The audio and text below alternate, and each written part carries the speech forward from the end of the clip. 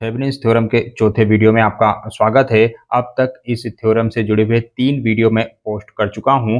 पहले वीडियो में मैंने थेवेनिन्स थ्योरम की डेफिनेशन और स्टेप्स डिस्कस की थी और उसके बाद के 2 वीडियो में मैंने थेवेनिन्स थ्योरम से जुड़ी हुई प्रॉब्लम्स को सॉल्व करके दिखाया था। स्टेप बाय स्टेप प्रॉब्लम को कैसे सॉल्व करेंगे वह मैंने डिस्कस किया था। तो अगर आपने वह तीनों वीडियो नहीं देखे हैं, मिस कर दिए हैं, तो आपको सबसे पहले उन तीनों वीडियो को देखना चाहिए। और अब आज के इस वीडियो में मैं थेवेनिन्स थ्योरम से जुड़ी हुई एक नई प्रॉब्लम लेके आया हूं। तो चलिए सबसे पहले प्रॉब्लम देख लेते हैं और उसके बाद स्टेप बाय स्टेप प्रॉब्लम को कैसे सॉल्व करना है वो हम समझेंगे। तो क्वेश्चन है, find the current in the 4 ohm using Thevenin's theorem.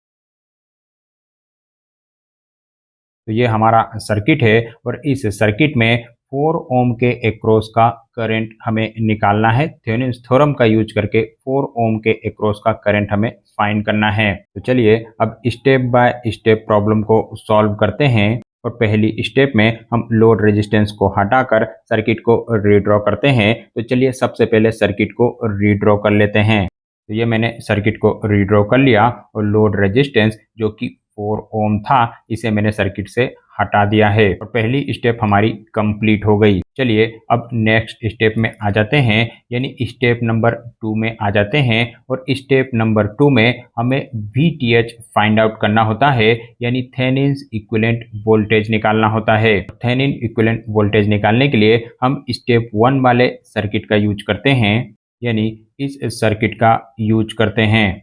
और VTH ओपन टर्मिनल के अक्रॉस फाइंड आउट किया जाता है, यानी इस टर्मिनल के अक्रॉस हमें VTH निकालना है। VTH फाइंड आउट करने के लिए या तो हम KVL या फिर KCL मेथड का यूज करते हैं। सर्किट के हिसाब से हम KVL या फिर KCL अप्लाई करते हैं। तो चलिए सबसे पहले इस सर्किट की हम एनालिसिस कर लेते हैं कि हमें KVL अप्लाई करना है या फिर KCL अप्लाई करना है। तो यहाँ पर आप देख सकते हो कि यह एक करंट सोर्स है और करंट की डायरेक्शन नीचे है, यानी करंट यहाँ से निकलेगा और इस ब्रांच में इस डायरेक्शन में करंट फ्लो होगा।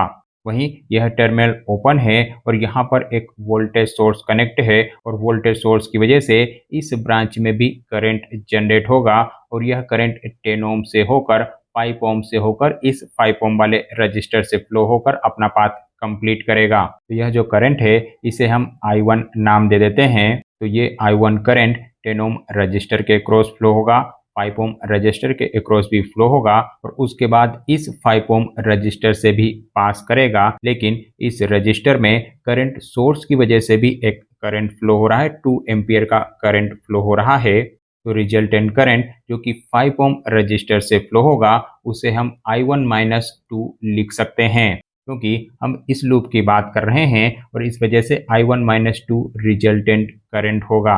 इस सर्किट में आप देख सकते हो कि 2 लूप बन रहे हैं। इसे हम लूप 1 नाम दे देते हैं और इसे लूप 2 नाम दे देते हैं। और जब भी लूप का फॉर्मेशन होता है, मेश बनता है, तो उस सर्किट में हम KVL अप्लाई करते हैं। KVL का यूज करके सर्किट को सॉल्व करते हैं। तो चलिए इस मेश में, इस लूप में हम KVL अप्लाई कर लेते हैं। तो KVL की इक्वेशन कुछ इस तरह से बनेगी, 20 volt minus 10 ohm multiplied by I minus 5 ohm multiplied by I1 minus 5 ohm multiplied by I1-2 is equal to 0। अब इस इक्वेशन में आप देख सकते हो कि केवल एक अननोन फैक्टर I1 है, बाकी सभी न्यूमेरिक वैल्यू है, यानी I1 की वैल्यू इस इक्वेशन से बड़े आसानी से फाइंड की जा सकती है। तो चलिए इस इक्वेशन को सॉल्व करके हम I1 की वैल्यू निकाल लेते हैं। तो इस इक्वेशन को हम लिख सकते हैं 20 minus 15 I1 minus 5 I1 plus 10 is equal to 0। इसे और सिंप्लीफाई करें तो इसे हम लिख सकते हैं 20 minus 20 I1 plus 10 is equal to 0। इस इक्वेशन में 20 और 10 न्यूमेरिक वैल्यू है, तो इसे हम लिख सकते हैं 30 minus 20 I1 is equal to 0। और यहाँ से हम I1 की वैल्यू निकाल सकते हैं। I1 की वैल्यू हो जाएगी 30/20। इसे कैलकुलेटर से सॉल्व करें तो I1 की वैल्यू निकल कर आती है 1.5 एम्पियर। लेकिन हमें I1 की वैल्यू नहीं चाहिए, हमें VTH की वैल्यू निकालनी है। तो VTH की वैल्यू निकालने के लिए हम इस लूप में KVL अप्लाई करेंगे और हम एज्यूम करेंगे कि यहाँ पर कोई वोल्टेज VTH कनेक्टेड है और करंट की डायरेक्शन हम ऊपर की ओर ही लेंगे। तो चलिए इस लूप में KVL अप्लाई कर लेते हैं। तो इसकी इक्वेशन कुछ इस तरह से बनेगी, VTH minus 5I1 minus 5I1 minus 2 is equal to 0। इसे सॉल्व करें तो यह हो जाएगा VTH is equal to 5I1 plus 5I1 minus 2। इसे और सॉल्व करें तो VTH is equal to 10I1 minus 10। I1 की वैल्यू जो हमने यहाँ पर निकाली है इसे इस इक्वेशन में पुट कर देते हैं तो हमें VTH की वैल्यू मिल जाएगी और VTH की वैल्यू निकल कर आएगी 5 वोल्ट। और यहाँ पर हमारी स्टेप 2 कंप्लीट हो गई। स्टेप 2 में हम VTH की वैल्यू फाइंड करते हैं और VTH की वैल्यू हमें मिल चुकी है। चलिए अब अगले स्टेप की बात करते हैं, यानी स्टेप नंबर 3 की बात करते हैं। और स्टेप नंबर 3 में हम RTH की वैल्यू निकालते हैं, यानी थेनिन इक्विवेलेंट रेजिस्टेंस फाइंड करते हैं। और थेनिन इक्विवेलेंट रेजिस्टेंस फाइंड आउट करने के लिए भी हम स्टेप 1 वाले सर्किट का ही यूज करते हैं, यानी इस सर्किट का यूज करते हैं और ओपन टर्मिनल के अक्रॉस हमें RTH फाइंड आउट करना होता है, यानी इस टर्मिनल के अक्रॉस हमें थेनिन इक्विवेलेंट रेजिस्टेंस निकालना है।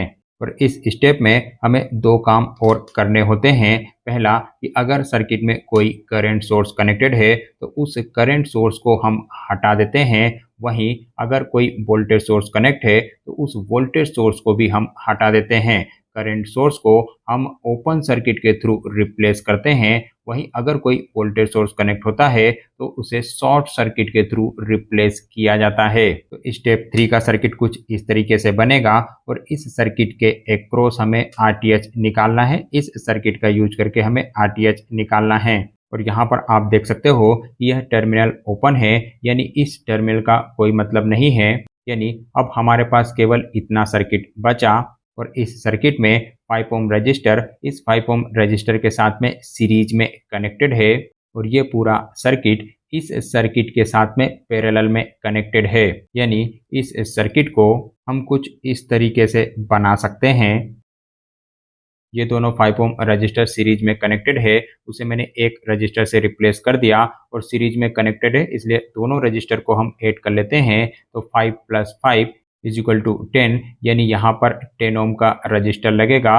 वहीं दूसरी साइड में केवल 10 ओम का रजिस्टर है तो यहाँ पर 10 ओम का रजिस्टर लगा देते हैं। और इस सर्किट को आप देखोगे तो ये 10 ओम का रजिस्टर इस 10 ओम के रजिस्टर के साथ में पैरेलली कनेक्टेड है, यानी इन दोनों रजिस्टर्स को हम पैरेलली सॉल्व कर लेते हैं। और दो रजिस्टर को पैरेलली सॉल्व करने का फार्मूला होता है R1 R2 divide by R1 plus R2। यहाँ R1 की वैल्यू है 10 ओम और R2 की वैल्यू भी है 10 ओम, यानी इसे हम इस तरीके से लिख सकते हैं 10 multiplied by 10 divide by 10 plus 10।